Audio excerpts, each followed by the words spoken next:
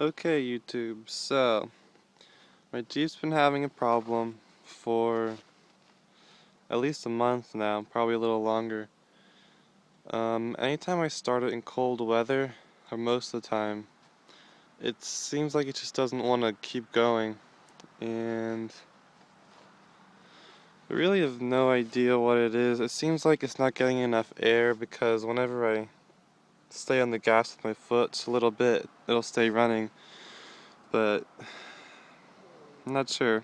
I replaced the idle air control motor in April, and I don't think that's what it is.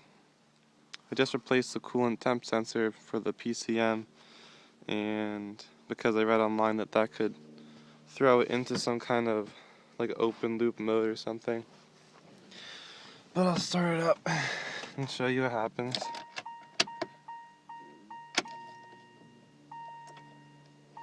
No lights either, no check engine lights. Dies. I'll give it a little gas.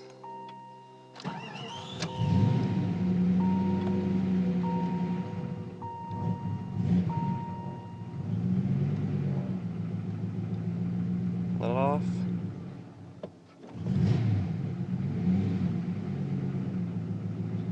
I don't know. Once it gets a little warm though, after letting it idle for a bit, it runs perfectly fine.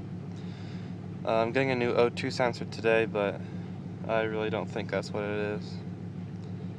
So if you have any ideas, let me know. Also, when I reset the computer, it magically goes away for like a day or so. So I really don't know. It seems like it wouldn't be an intermittent like electrical connection that's bad, but give me your ideas.